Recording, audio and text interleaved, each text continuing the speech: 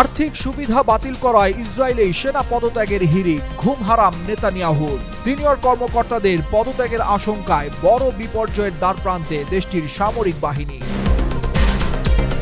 মিয়ানমারে এবার জান্তা বাহিনীর ভয়াবহ হামলার শিকার হাসপাতাল, ৩১ রোগীর প্রাণহানি, আহত শতাধিক। ডিসেম্বরের নির্বাচন ঘিরে ভয়ঙ্কর রূপ ধারণ করছে দেশটির গৃহযুদ্ধ। যুদ্ধ শেষ হলেও দুঃখ দুর্দশা পিছু ছাড়ছে না ফিলিস্তিনিদের। টানা বৃষ্টিতে তীব্র বন্যায় বিপর্যস্ত অবরুদ্ধ গাজা ভূখণ্ড। মানবিক সাহায্য প্রবেশে আন্তর্জাতিক পদক্ষেপ নেয়ার আহ্বান। নরেন্দ্র মোদীর সঙ্গে বিরোধী নেতা রাহুল গান্ধীর ১.৫ ঘন্টার বৈঠক নিয়ে নতুন জল্পনা ভারতীয় রাজনীতিতে। সরকারের গুরুত্বপূর্ণ পদে নিয়োগ প্রক্রিয়ায় পাল্টাপাল্টি অবস্থান বিজেপি কংগ্রেস। উত্তর আফ্রিকার মরক্কোয় হঠাৎ ধসে পড়েছে ৪ তলা দুটি ভবন। ধ্বংসস্তূপের নিচে চাপা পড়ে ১৯ জনের প্রাণহানি। আটকে পড়াদের উদ্ধারে চলছে অভিযান।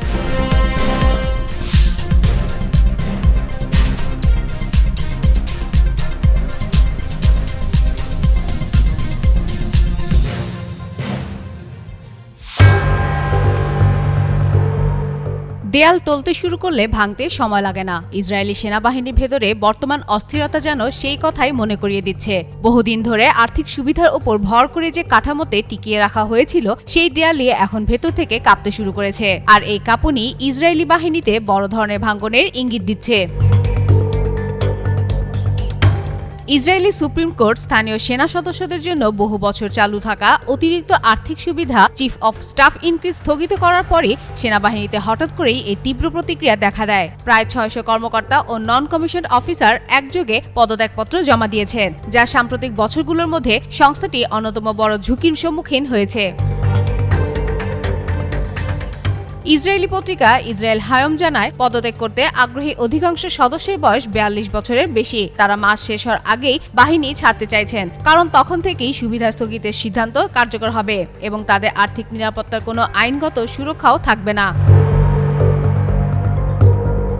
২০২৩ সালের জুনে অর্থ মন্ত্রণালয় ও নিরাপত্তা মন্ত্রণালয় এই সুবিধা বজায় রাখতে সমঝোতায় পৌঁছালেও দেশটির সংসদে পররাষ্ট্র ও প্রতিরক্ষা কমিটিতে বিষয়টি আটকে ছিল। লিকুড পার্টির সাংসদ এম.কে. আমিদ হালিবির আপত্তির কারণে এই অচলাবস্থা আরও জটিল হয়। আর এই জটই বাড়িয়েছে বাহিনীর ভেতরে ক্ষোভের মাত্রা, যেখানে বহু বছর ধরে আর্থিক প্রণোদনাই ছিল সেনাদের আনুগত্য ধরে রাখার প্রধান অস্ত্র। এদিকে ক্রমবর্ধমান চাপের মুখে পড়ে প্রধানমন্ত্রী বেনিয়ামিন নেতানিয়াহু সংকট নিয়ন্ত্রণে ও বাহিনীর কার্যক্ষমতার উপর প্রভাব যাচাই বৈঠক ডাকতে পারেন বলে ধারণা করা হচ্ছে।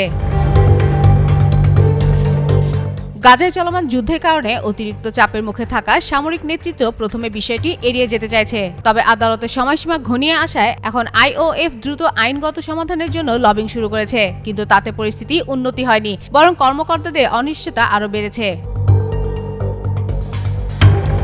অনেকেই স্পষ্ট জানিয়েছেন, সুবিধা কমানো বা অঙ্গীকার ভঙ্গের চেষ্টা হলে পদত্যাগের ঢেউ আরও বড় হবে। মাঝারি ও সিনিয়র পর্যায়ের কর্মকর্তাদের চলে যাওয়া ইসরায়েলি সামরিক প্রতিষ্ঠানের জন্য সবচেয়ে বড় বিপর্যয় হয়ে উঠতে পারে বলে মনে করছেন অনেকে।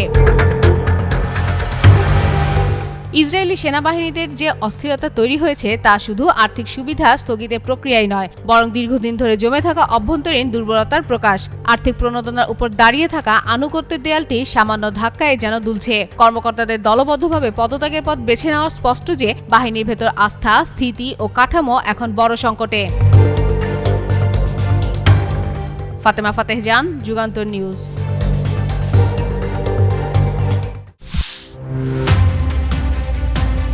২০২১ সালের সামরিক অভ্যুত্থানের পর অং সান সূচির বেসামরিক সরকার উৎখাত হওয়ায় মিয়ানমারের পরিস্থিতি হয়ে উঠেছে চরম টালমাটাল। ক্ষমতা দখলের পর থেকেই পুরো দেশ জুড়ে রাজনৈতিক অনিশ্চয়তা, সহিংসতা আর মানবিক সংকট ক্রমে প্রকট হয়ে ওঠে। এক দশকের গণতান্ত্রিক যাত্রা হঠাৎ থেমে যাওয়ার পর সাধারণ মানুষের জীবনে নেমে এসেছে ভয়, উদ্বেগ এবং ভবিষ্যৎ নিয়ে প্রবল অনিশ্চয়তা। দেশের নানা জায়গায় বিদ্রোহী গোষ্ঠী ও সেনাবাহিনীর সংঘর্ষ যেন নিয়মিত ঘটনা, আর এই সহিংসতার মূল শিকার হচ্ছে সাধারণ মানুষ। এমন অসহায় বাস্তবতার মধ্যেই আবারও ভয়াবহ আঘাত হানল সামরিক জান্তা। এবার লক্ষ্য হলো রাখাইন প্রদেশের একটি হাসপাতাল। টিআরটি ওয়ার্ল্ডের প্রতিবেদন জানায়, বুধবার সন্ধ্যায় রাখাইনের ম্রাউকিও শহরের একটি হাসপাতালে বোমা হামলা চালায় সামরিক সরকারের একটি যুদ্ধবিমান। সংঘাত পর্যবেক্ষকদের মতে অভ্যুত্থানের পর থেকে প্রতি বছরই বিমান হামলার পরিমাণ বাড়িয়েছে জান্তা, আর চলতি বছরেই সেই আগ্রাসন আরও তীব্র হয়েছে। ঘটনাস্থলে থাকা ত্রাণকর্মী ওয়াইহুন আউং জানান, পরিস্থিতি ভয়াবহ। এখন পর্যন্ত 31 জনের মৃত্যু নিশ্চিত হয়েছে। মৃতের সংখ্যা আরও বাড়তে পারে। আহত হয়েছেন অন্তত 68 জন। রাতেই হাসপাতালের বাইরে সারিবদ্ধভাবে ঢেকে রাখা প্রায় 20টি মরদেহ পড়ে থাকতে দেখা যায়।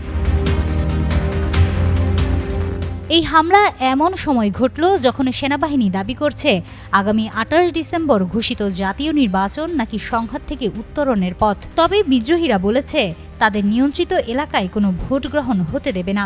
বিশ্লেষকদের মতে এই অবস্থানই জান্তা সরকারকে আরও আক্রমণাত্মক করছে। বিদ্রোহী নিয়ন্ত্রিত এলাকা পুনরুদ্ধারের লক্ষ্যেই তারা হামলা বাড়িয়েছে। রাখাইন ভিত্তিক জাতিগত সশস্ত্র সংগঠন আরাকান আর্মি বর্তমানে প্রদেশের 17টি টাউনশিপের মধ্যে 14টির নিয়ন্ত্রণে রয়েছে। অং সান সুচির সরকার উৎখাতের বহু আগে থেকেই তারা এই এলাকায় সক্রিয় ছিল। আরাকান আর্মির স্বাস্থ্য বিভাগ জানায়, রাত 9টার দিকে চালানো বিমান হামলায় হাসপাতালের 10 রোগী ঘটনাস্থলেই মারা যান। এদিকে হামলা নিয়ে জান্তা সরকারের কোনো মুখপাত্র মন্তব্য করেনি। হিমাতুল জান্নাত, যুগান্তর নিউজ। গাজা উপত্যকায় মানুষের দুঃখ দুর্দশা যেন শেষই হচ্ছে না। টানা যুদ্ধ, ঘরবাড়ি হারানো, খাদ্য ওষুধের সংকট সব মিলিয়ে গাজাবাসীর জীবন আজ অনবরত যন্ত্রণার স্রোতে ভেসে চলছে। ইসরায়েলের ধারাবাহিক হামলায় উপত্যকার প্রায় পুরো জনগোষ্ঠী বাস্তুচ্যুত। কেউ পরিবার হারিয়েছেন, কেউ ভিটেমাটি। এক সময়কার ব্যস্ত শহরগুলো এখনো পরিণত হয়েছে ধ্বংসস্তূপে। এই বিবর্ণ বাস্তবতার মাঝে গাজাবাসীকে আবারও মুখোমুখি হতে হলো এক নতুন বিপদের। টানা বৃষ্টিতে দেখা দিয়েছে তীব্র বন্যা। বুধবার দক্ষিণাঞ্চলের খান ইউনিসের আল মাওয়াসি এলাকায় বৃষ্টির পানিতে তাঁবু ভেসে গেছে বহু বাস্তুচ্যুত মানুষের। আনাদুলু এজেন্সির একজন প্রতিবেদক জানিয়েছেন, কিছু তাঁবুর ভেতরে পানির স্তর 40 সেন্টিমিটার ছাড়িয়ে গেছে। আরব গণমাধ্যম জানায়, রাতভর বর্ষণে অস্থায়ী আশ্রয়কেন্দ্রগুলো প্লাবিত হওয়ায় অসংখ্য পরিবার তাঁবুর ভেতরেই আটকা পড়ে আছে।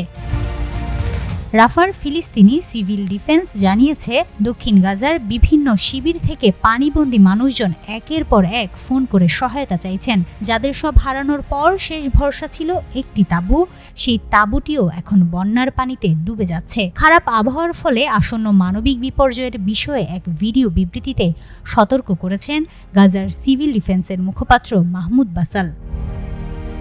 পূর্বাভাস অনুসারে গাজায় আগামী শুক্রবার পর্যন্ত বৃষ্টিপাত অব্যাহত থাকবে বলে আশঙ্কা করা হচ্ছে। বাসাল বলেন, গাজা এখনও তীব্র মানবিক সংকটের মুখোমুখি। এই অঞ্চলের 24 লাখ বাসিন্দার চাহিদা পূরণে অনেক কম সহায়তা প্রবেশ করছে। তিনি মানবিক সাহায্যের অবাধ প্রবেশের জন্য অবিলম্বে আন্তর্জাতিক পদক্ষেপ নেওয়ার আহ্বান জানান।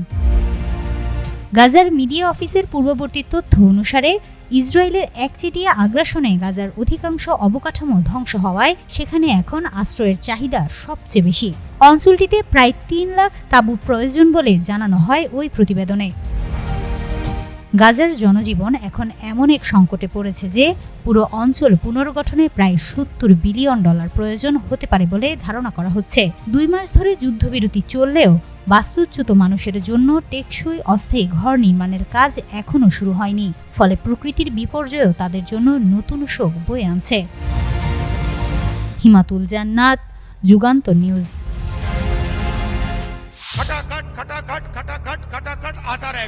নতুন করে যেন বাড়ছে দিল্লির রাজনৈতিক উত্তাপ। শীতকালীন অধিবেশন চললেও সংসদের করিডোর জুড়ে আলোচনা কেন্দ্রবিন্দু ছিল একটাই, দেশটির প্রধানমন্ত্রী নরেন্দ্র মোদী, স্বরাষ্ট্রমন্ত্রী অমিত শাহ এবং বিরোধী দলীয় নেতা রাহুল গান্ধীর দীর্ঘ বৈঠক। মাত্র কিছু নিয়োগ সংক্রান্ত আলোচনার জন্য ডাকা হলেও বৈঠক যে পুরো 88 মিনিট স্থায়ী হবে তা কেউই অনুমান করতে পারেননি। এই অস্বাভাবিক সময়সীমায় বাড়িয়েছে আরও জল্পনা কল্পনা। বুধবার দুপুর 1টার দিকে রাহুল গান্ধী প্রধানমন্ত্রীর কার্যালয়ে পৌঁছান। ঠিক 1:07 বৈঠক শুরু হলে সংসদ ভবনের ভেতরেই নানা কৌতূহল ছড়িয়ে পড়ে। এত লম্বা বৈঠকে আসলে কি নিয়ে আলোচনা হচ্ছে? সাধারণত তথ্য কমিশন, নির্বাচন কমিশন ও ভিজিল্যান্স বিভাগের গুরুত্বপূর্ণ নিয়োগে প্রধানমন্ত্রী, তার মনোনীত একজন মন্ত্রী এবং বিরোধী দল নেতা সিদ্ধান্ত নেন। তবে এবার আলোচনা সরাসরি অংশ নেন অমিত শাহ, যা রাজনৈতিকভাবে আরও তাৎপর্যপূর্ণ হয়ে ওঠে। সূত্র বলছে, বৈঠক শুধু মুখ্য তথ্য কমিশনের নিয়োগেই সীমাবদ্ধ ছিল না। ৮ জন তথ্য কমিশনার এবং 1 জন ভিজিল্যান্স কমিশনার নিয়োগ নিয়েও বিস্তারিত আলোচনা হয়েছে। রাহুল গান্ধী এই সব নিয়োগে আপত্তি জানিয়ে লিখিতভাবে মতামত দিয়েছেন। তার অভিযোগ, প্রস্তাবিত তালিকায় দেশের বৃহত্তম জনগোষ্ঠী দলিত, আদিবাসী, ওবিসি, ইবিসি ও সংখ্যালঘিষ্ঠ সম্প্রদায়ের প্রতিনিধিত্ব প্রায় অনুপস্থিত। তিনি আবেদনকারীদের জাতিভিত্তিক তথ্য চেয়েছেন। জানা গেছে, পুরো আবেদনকারীদের মধ্যে বহুজাতি সম্প্রদায়ের প্রতিনিধিত্ব 7%-এরও কম। রাহুলের মতে, তথ্য অধিকার সংশ্লিষ্ট প্রতিষ্ঠানগুলোতে এমন বৈষম্য গণতন্ত্রের স্বচ্ছতা ও জবাবদিহিতার কাঠামোকে দুর্বল করে। এর আগে বিরোধী দলের নেতারা বিভিন্ন নিয়োগ নিয়ে আপত্তি তুললেও এবার সময় বেশি লাগায় জল্পনা বেড়েছে আরও। বর্তমানে মুখ্য তথ্য কমিশনারের পদ সহ মোট 8টি পদ শূন্য পদে আছে। সেপ্টেম্বর থেকে প্রধান কমিশনারের পদ খালি, আর মাত্র 2 জন কমিশনার বিপুল মামলার চাপ সামলাচ্ছেন। শিগগিরই চূড়ান্ত নিয়োগ ঘোষণা হওয়ার কথা। 88 মিনিটের এই বৈঠক তাই শুধু একটি নিয়োগ নয়, বরং কেন্দ্রীয় রাজনীতিতে নতুন করে উত্তেজনার ঢেউ তুলছে বলে দেখছেন রাজনৈতিক বিশ্লেষকরা। हमें अपने देश को पूरी तरह से ফাতেমা ফাতেহজান, যুগান্তর নিউজ। হঠাৎ ভোরের নিস্তব্ধতা চিরে বিকট শব্দে কেঁপে ওঠে চারপাশ। ঘুমন্ত মানুষ ছুটে বেরিয়ে আসে রাস্তায়। ধুলো আর ধ্বংসস্তূপে ঢেকে যায় পুরো এলাকা। মুহূর্তের মধ্যেই আতঙ্ক ছড়িয়ে পরে জানা যায়, উত্তর আফ্রিকার দেশ মরক্কোর প্রাচীন নগরী ফেজে ধসে পড়েছে পাশাপাশি থাকা 2টি 4তলা আবাসিক ভবন। বুধবার ভোরে ঘটে এই দুর্ঘটনা। মরক্কোর রাষ্ট্রীয় সংবাদ মাধ্যম ও স্থানীয় কর্তৃপক্ষ জানিয়েছে, আল মুস্তাকবাল এলাকায় ভবন দুটিতে মোট 8টি পরিবারের বসবাস ছিল। দীর্ঘদিন ধরে ভবনগুলো অযত্নে পড়েছিল এবং বহুভাগে ফাটলও দেখা গিয়েছিল। ধসের ঝুঁকি থাকলেও প্রশাসন কোনো কার্যকর প্রতিরোধমূলক ব্যবস্থা নেয়নি বলে অভিযোগ করা হয়। ভবন ধসের সঙ্গে সঙ্গে বেসামরিক সুরক্ষা বাহিনী, উদ্ধারকর্মী ও নিরাপত্তা সংস্থার সদস্যরা ঘটনাস্থলে পৌঁছে শুরু করে উদ্ধার অভিযান। এই ঘটনায় নিহত হয়েছেন অন্তত 19 জন, আহত হয়েছেন আরও 16 জন। ধ্বংসস্তূপের নিচে কেউ আটকে আছে কিনা তা নিশ্চিত করতে প্রথম থেকেই চলছে তল্লাশি। যদিও ধ্বংসের প্রকৃত কারণ এখনও স্পষ্ট নয়। এ নিয়ে তদন্ত শুরু হয়েছে বলে জানিয়েছে স্থানীয় কর্তৃপক্ষ। এর আগে 2006 সালে সিটি উইদআউট স্লাম এর আওতায় নির্মিত এই ভবনগুলো বহুদিন ধরেই ঝুঁকিপূর্ণ ছিল বলে জানিয়েছে মরক্কোর সংবাদ সংস্থা এমএপি। নগরীর দ্রুত জনসংখ্যা বৃদ্ধি, পুরনো ভবন এবং দুর্বল অবকাঠামোর কারণে ফেজে ভবন ধস নতুন নয়। এই বছরের মে মাসেও নগরীতে একটি ভবন ধসে 10 জন নিহত হয়। দেশটির 3য় বৃহত্তম জনবহুল নগরী ফেজে সাম্প্রতিক মাসগুলোতে জনসেবা সংকট ও জীবনযাত্রার অবনতির কারণে বিক্ষোভ হয়েছে। পুরনো অবকাঠামো, অযত্নে থাকা ভবন এবং বিল্ডিং কোড না মানায় অভিযোগ দীর্ঘদিন ধরেই রয়েছে। এই ভয়াবহ ধস আবারও সামনে নিয়ে এসেছে নগরীর নিরাপত্তাহীনতা অবস্থা ও অবহেলার চিত্র। ফাতেমা ফাতেহজান, যুগান্তর নিউজ।